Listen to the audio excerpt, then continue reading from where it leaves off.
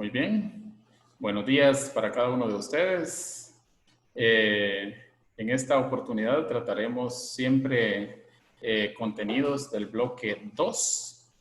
Déjenme comentarles que en esta semana que viene voy a elaborar un parcial porque según los lineamientos del normativo y de la central, hay que hacer un parcial en agosto y otro en octubre, ¿verdad? Entonces vamos a cerrar el mes haciendo ese parcial.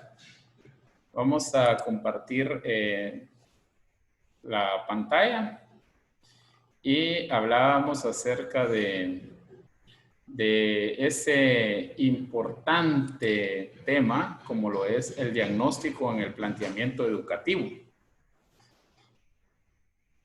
Un diagnóstico. Hablábamos hace algunos días atrás de la importancia de diagnosticar. Para diagnosticar, para que nos arroje resultados positivos al momento de planificar. No podemos hacer las cosas al azar, no podemos improvisar. En algunas oportunidades al improvisar pues nos salen, pero en otras oportunidades todo se nos escapa de la mano o los resultados no son los deseados, no son los positivos. Por eso la importancia de ese diagnóstico. Generalmente pues nosotros nos profesionalizamos, pero no sabemos a dónde vamos a impartir clases, dónde vamos a ejercer nuestra profesión. Es necesario conocer el entorno, es necesario conocer la historia, los antecedentes.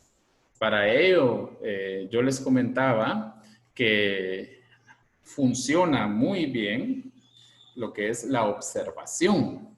Existe la observación directa y la observación indirecta. Esto nos permite recopilar y tener información de primera mano. Asimismo, les decía que los instrumentos como por ejemplo la encuesta nos arroja resultados muy positivos porque tenemos contacto directo con las personas, con un número determinado de personas, y eso nos favorece en gran manera al momento de poder llegar a una comunidad y laborar en ella.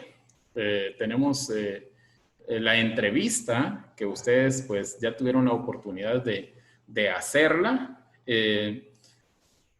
Esa entrevista nos da a nosotros esa oportunidad de dialogar, de conversar con las personas que tienen ese conocimiento de raíz, conocimiento propio, porque viven en esa comunidad o están inmersos en el tema que estamos abordando en la entrevista. Quiero, para poder comunicarnos, conversar, por ejemplo, Kimberly Sandoval entrevistó a la directora de la Escuela del Mojón, Lorena, ¿verdad? Sí. ¿Qué le pareció esa entrevista? ¿Funcionó para sus objetivos? ¿Le arrojó importante información? Coméntenos, por favor. Pues para mí, o sea, sí logré el objetivo porque como el tema era a conocer las estrategias que los docentes están implementando ahora, ¿verdad? Para llevar el conocimiento siempre a los alumnos. Entonces ella me dijo qué estrategias son las que están implementando, como es la realización de hojas de trabajo, o sea que van de casa en casa, ¿verdad? A realizar las visitas domiciliares para explicarle los contenidos a los niños. Es cierto que ahora o sea, digamos, más que todo está la responsabilidad en los padres, pero hay contenidos que los padres no entienden, ¿verdad? La mayoría de veces. Entonces, por eso ellos realizan eso, de ir de casa en casa explicándole los contenidos a los niños, si tienen duda en la realización de alguna hoja de trabajo. También yo en las preguntas que le realicé a ella, toqué el tema de las estrategias que el gobierno está implementando para para llevar siempre el conocimiento, ¿verdad? Para que los niños no se queden estancados en el proceso educativo. Y me dijo ella que no son muy buenas, ¿verdad? Porque los niños, o hay algunos que no cuentan con los medios necesarios para recibir las clases de ese programa de Aprendo en Casa. Y no es igual el conocimiento a como que los niños lo vivan de manera presencial. Muy bien, así en resumen, no se puede sustituir la clase presencial, la figura del docente, Exacto, no es lo aunque mismo. exista una serie de tecnologías avanzadas. Sin embargo, pues es una estrategia que por el momento, tal vez no en un 100%, pero sí es funcional para algunos, ¿verdad? Muy bien, gracias. Kevin entrevistó a señor Vivian García y la abordó como, no como maestra, sino como madre de familia. Kevin, su experiencia en esa entrevista. Buen día, Lick. Pues fíjese que mi experiencia fue muy agradable en primer lugar. En segundo lugar, mi encuesta se trató sobre el impacto que hay ahorita en educación, va, sobre el COVID-19, que como una pregunta decía, ¿será que son buenos todos los métodos, estrategias y técnicas que están utilizando los docentes para abordar la educación? Eh, ella me dijo que sí, también, pero jamás vamos a sustituir la forma presencial, porque póngale que una máquina no va a enseñar lo que una persona realmente sabe. Correcto. Muy bien, gracias. Heidi entrevistó a un estudiante y pues la verdad es que me gustó esa entrevista también. No sé si se encuentra Heidi por acá para que nos dé su comentario.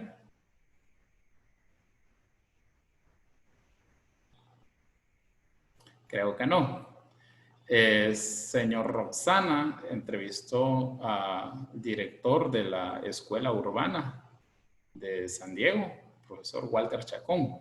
Coméntenos un poquito sobre esa experiencia en la entrevista con un gran docente como lo es el profesor Walter. Hola, buenos días, licenciado.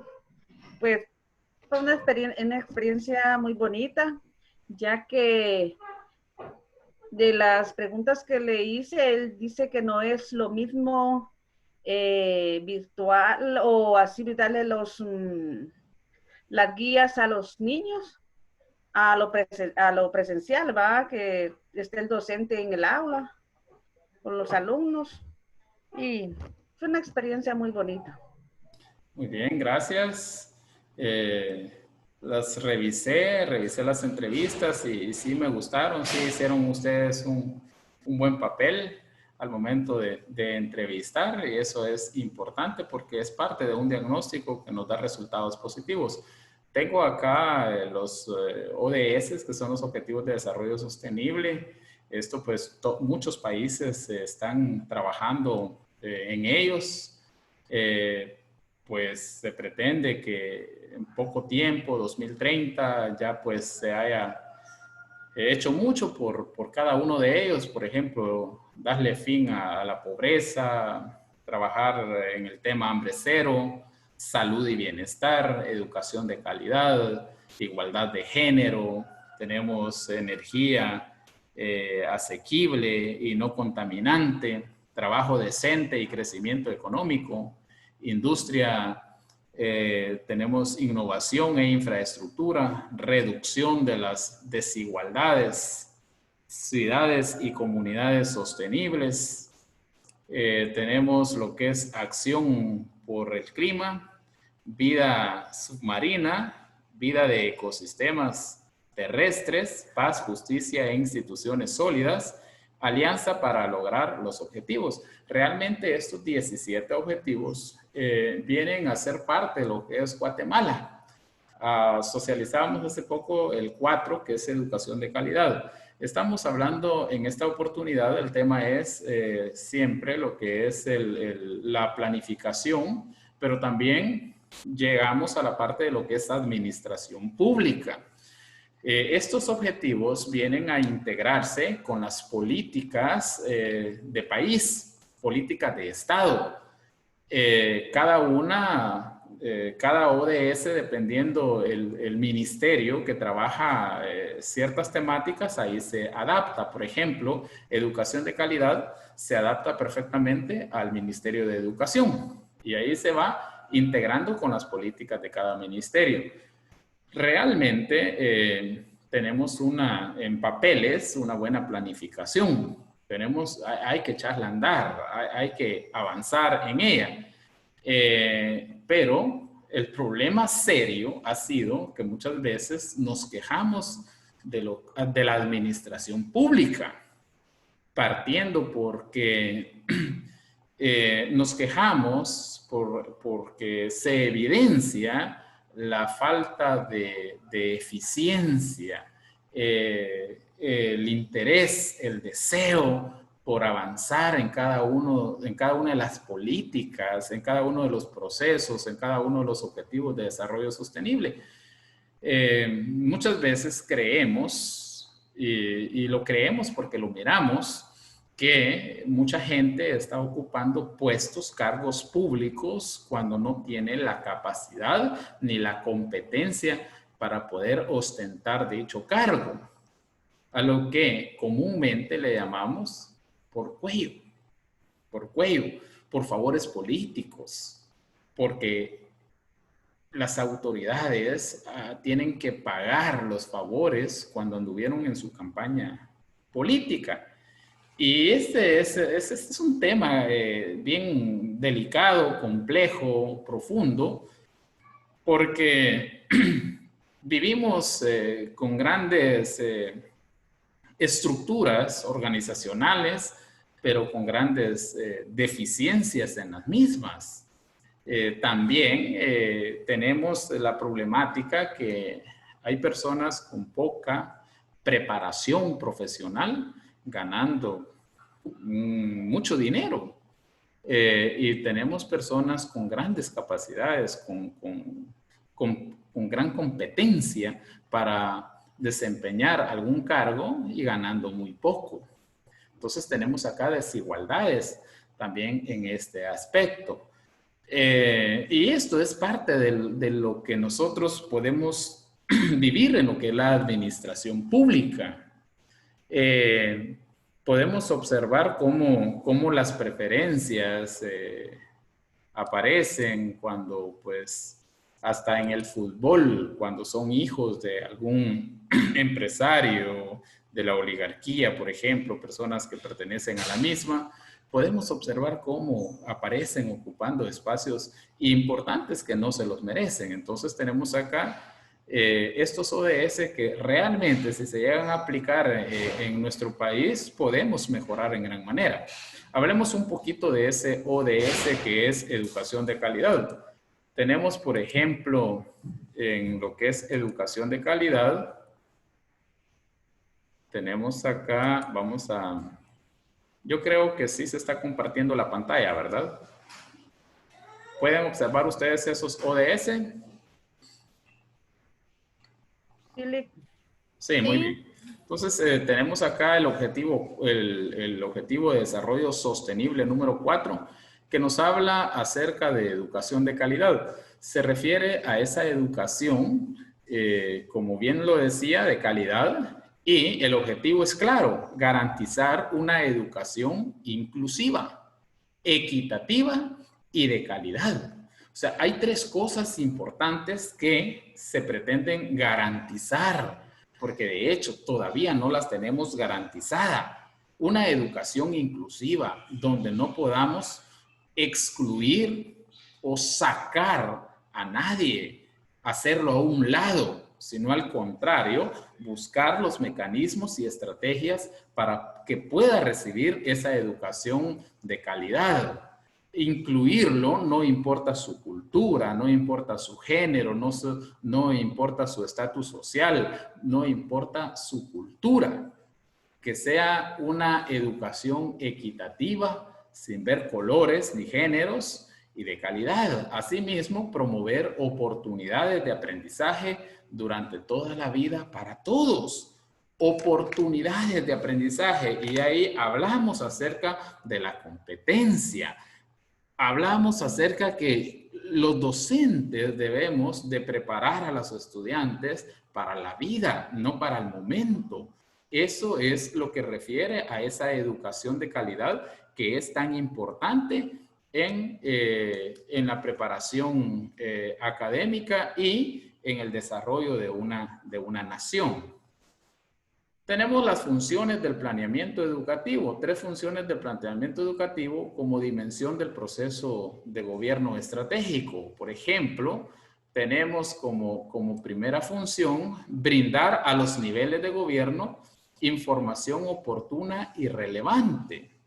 Brindar a los niveles de gobierno información oportuna y relevante. Es decir, la comunicación no debe ser de la central al interior del país y nada más, no, sino que debe de haber una comunicación de doble vía y para eso existen los ministerios y para eso existen en lo que es educación las departamentales, las direcciones de educación departamental y para eso están lo que son las supervisiones de educación y los centros educativos.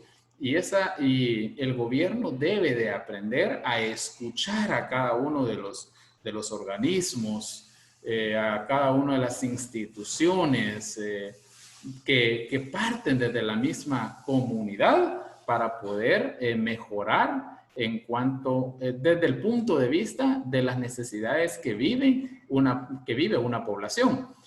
La segunda función es facilitar la viabilidad de las decisiones en cuanto a los políticos y funcionarios, facilitar la viabilidad. Es decir, tenemos que tener ahí esos medios, esos recursos, esos materiales ahí a la vista, disponibles para que ya los funcionarios, conociendo, como les decía anteriormente, gracias a ese diagnóstico, conociendo todos los recursos, conociendo todos los medios, conociendo esa realidad que tiene un pueblo, que tiene una comunidad, entonces se hace fácil gestionar y que las ayudas lleguen realmente las que sean necesarias a las comunidades. Y tercera es constituirse en motor de ideas innovadoras. Entonces, esto es importante y aquí jugamos nosotros un papel importante, constituirnos en motor de ideas innovadoras. Si nosotros no somos creativos, no somos dinámicos, entonces pues nunca vamos a progresar porque es que la creatividad, la imaginación, esas ideas, el innovar permite esos cambios positivos. Vivimos en un mundo global, vivimos en un mundo competitivo, vivimos en un mundo creativo, imaginario, con grandes ideas. Entonces nosotros necesitamos también estar ahí prestos y dispuestos para hacer ese tipo de cambios. Tenemos, por ejemplo, lo que es el planeamiento, es una elaboración de un plan, partiendo este último de una idea preconcebida. Y es que las ideas son fundamentales para luego que se conviertan en una planificación. La administración, por su lado, es una disciplina científica que tiene por objeto el estudio de ¿qué? Estudio de organizaciones, constituyendo una sociotecnología encargada de, por supuesto, la planificación, organización, dirección y control de los recursos financieros, materiales, tecnológicos, del conocimiento de una organización, por supuesto, con el gran fin de tomar el máximo beneficio posible y que este beneficio pueda ser social, económico, dependiendo de los fines perseguidos por dicha organización. Entonces, la gran importancia de la administración, la gran importancia de poder contar con una buena administración. Pero ¿quién juega ahí un papel importante? La administración es buena. Como disciplina científica hace una gran función, y nos lleva realmente a donde nosotros deseamos. El problema es quiénes están al frente de esa administración. ¿Quiénes son los que están ahí administrando? ¿Quiénes son los administradores? Ahí el problema porque a veces no contamos con las calidades y las cualidades en los recursos humanos. Y ahí está la deficiencia. Gente que administra solamente atrás de un escritorio, pero no conoce las realidades, no conoce las necesidades de la población. Y escribe y escribe muy bonito, y plasma muy bonito, y planifica muy bonito, pero como no hay un diagnóstico que nos revele la necesidad como tal, entonces venimos y esto no nos lleva a ningún lado. No nos lleva a ningún fin y no nos lleva a alcanzar las metas y objetivos deseados. Les hablaba de la administración pública. La administración pública pone en contacto directo a la ciudadanía con el poder político. Ahí hablábamos de servidores públicos, satisfaciendo, y tendría que ser así, los intereses colectivos de forma inmediata. Pero la administración pública está con muchos vicios, está viciada. Tenemos problemas serios en todas las instituciones, en todas las organizaciones del Estado. ¿Por qué razón? La corrupción. Y hay personas que llegan limpias, por decirlo así, sin ser corruptas, pero el problema es que llegan a un lugar donde está muy contaminado, Entonces, con facilidad se contamina. No estoy diciendo que todo servidor público cae en estos vicios, cae en esta contaminación de lo que es la corrupción, pero sí la mayoría.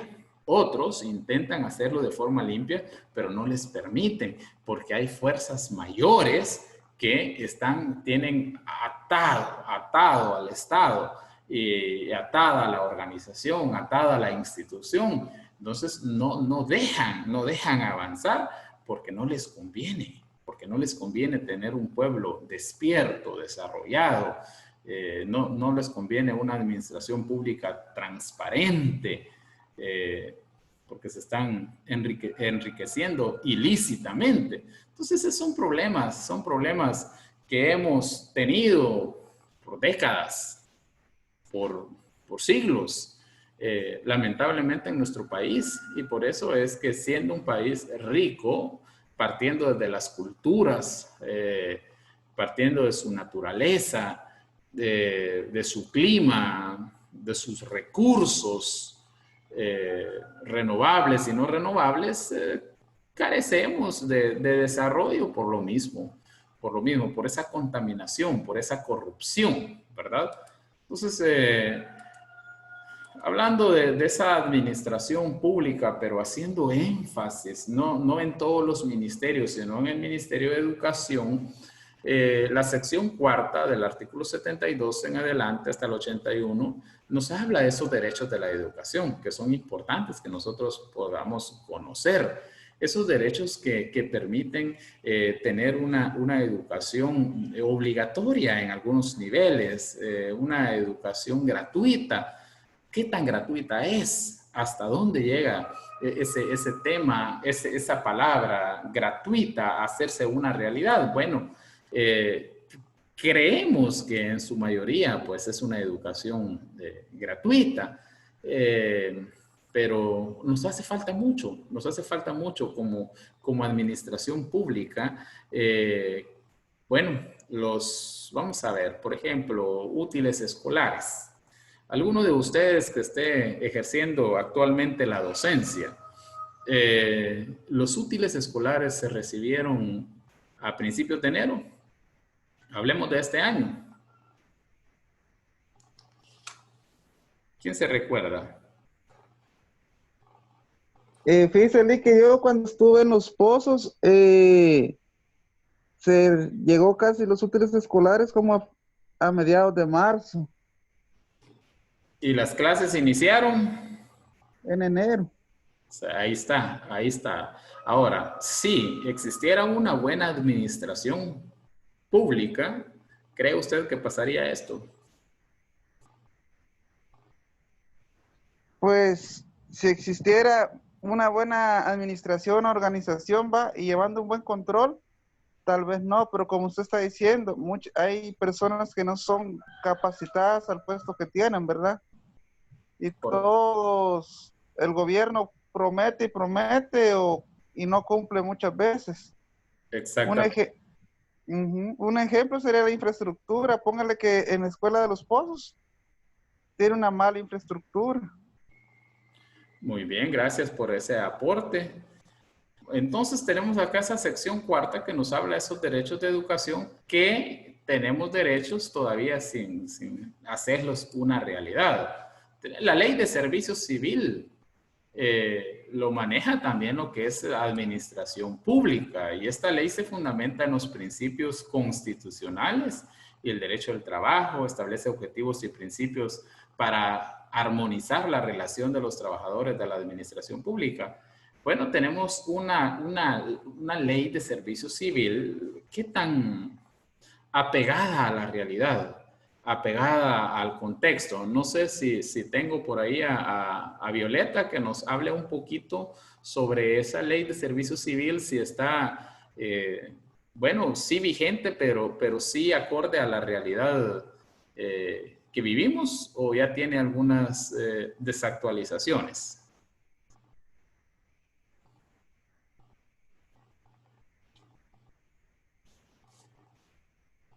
Violeta, ¿se encuentra?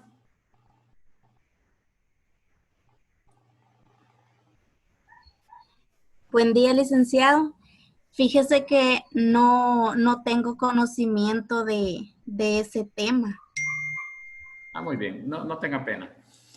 Bueno, tenemos esa ley de servicio civil, que es una ley que está disponible para todos los trabajadores. Por ejemplo, tenemos la ONSEC, que, bueno, está descentralizada, la tenemos en Zacapa, la central pues en la capital. Aquí esto es amplio y la ley de servicio civil no abarca solamente al magisterio, sino que abarca a muchos ministerios, a todos los ministerios en cuanto a administración pública, pero solo para citarles un ejemplo. Trámites de jubilación, vamos al servicio civil, hacer los trámites. Ahí nos dicen, ya se puede jubilar, todavía no se puede jubilar, cuánto tiempo lleva. Trámites en educación para realizar un traslado, una permuta.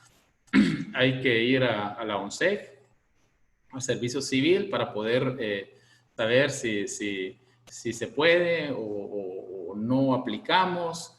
Ahí contamos con muchos principios constitucionales que nos permiten poder conocer a fondo derechos, obligaciones, qué nos corresponde en cuanto a lo laboral. En cuanto a lo laboral, las jornadas de trabajo, de cuántas horas son, si es de noche, cuántas, hablamos de horas extras y en fin, tenemos una ley de servicio civil que es muy buena, pero a mi criterio que ya necesita algunas reformas para poder avanzar, porque a medida que el tiempo transcurre, hay muchas cosas que aparecen, que surgen y que es necesario poderlas actualizar.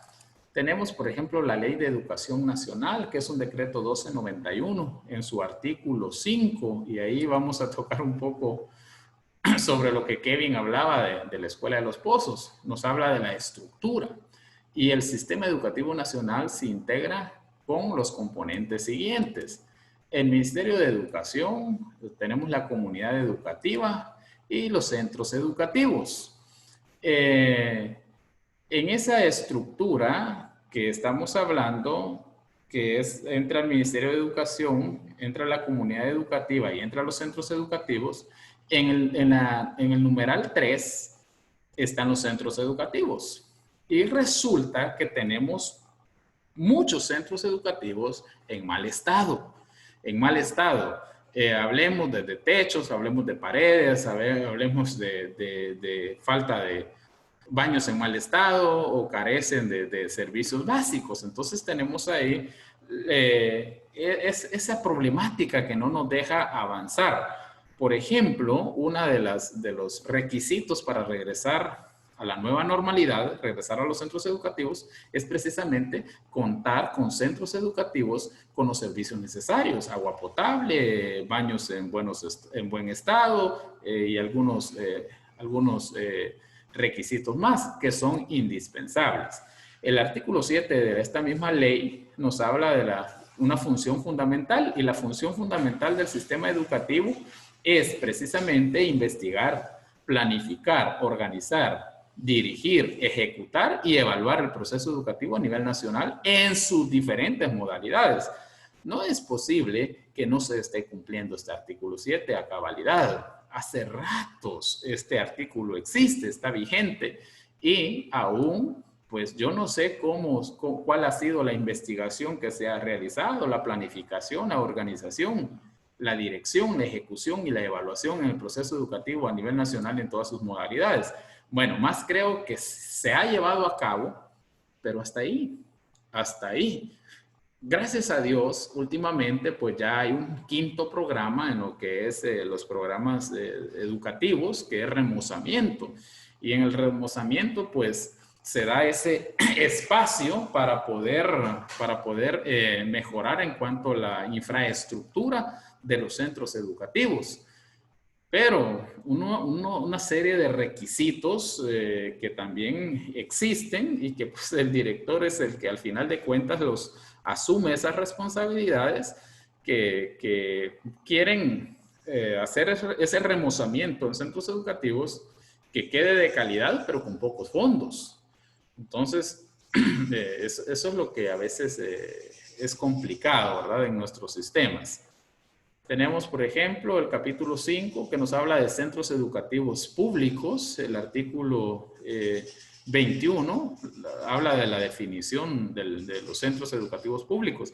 Y los centros educativos públicos son establecimientos que administra y financia el Estado para ofrecer sin discriminación el servicio educacional a los habitantes del país, de acuerdo a las edades que tenemos correspondientes de cada nivel y tipo de escuela, normados por el reglamento específico, ¿verdad? Entonces tenemos ahí la definición de centros educativos, ¿verdad? Que son establecimientos que administra y financia, ¿quién? El Estado. Por lo tal, el Estado es responsable. Nos habla también la Ley de Educación Nacional de las obligaciones y su artículo 33, obligaciones del Estado. Son obligaciones muchas, pero yo solo plasmé algunas acá. Garantizar el desarrollo integral de todo ser humano y el conocimiento de la realidad del país. Desarrollo integral. Este desarrollo integral es algo inmenso, ¿no? Complejo. Dotar el Ministerio de Educación a los estudiantes de los niveles educativos considerados obligatorios. ¿De qué cosa los va a dotar el Ministerio de Educación? De los útiles necesarios y de mejores niveles de nutrición. Estamos en nutrición avanzando mucho, pero todavía nos falta esos útiles que son necesarios. Dotar a los centros educativos oficiales de infraestructura, mobiliario escolar y enseres necesarios para el buen desarrollo del proceso de enseñanza-aprendizaje. Acá lo dice el papel, nos está hablando la administración pública, nos está hablando las leyes de qué es necesario y por qué encontramos todavía muchos centros educativos con esa problemática. En el CIRE hay un apartado por ahí donde uno pues especifica cómo están, en qué estado se encuentra el centro educativo. Se envían reportes, pero igual, como les digo, esa deficiencia en administración pública es la que nos está matando, esa oligarquía que no nos permite avanzar. Muy bien, entonces tenemos el decreto 1485 que ahí ampara a un 100% al Magisterio Nacional, aunque pues es lo que han querido quitar. Ahí nos habla de las garantías y los derechos del Magisterio Nacional, que es algo importante conocer a fondo. Muy bien, vamos a encender las cámaras y a tomar la foto porque el tiempo se nos ha escapado. Son temas profundos, ¿verdad? Entonces, vamos a darle continuidad a esos temas. Encienda su cámara, por favor, un ratito.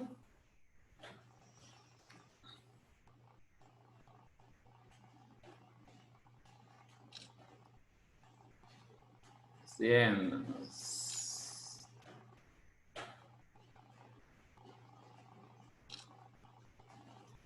Bueno, compañeros, entonces, como les digo, son temas muy amplios y vamos a darle continuidad a este tema en la próxima oportunidad. Feliz día, que Dios les bendiga. Adiós, Lick. Feliz día. Gracias, Luis. Feliz día, bendiciones.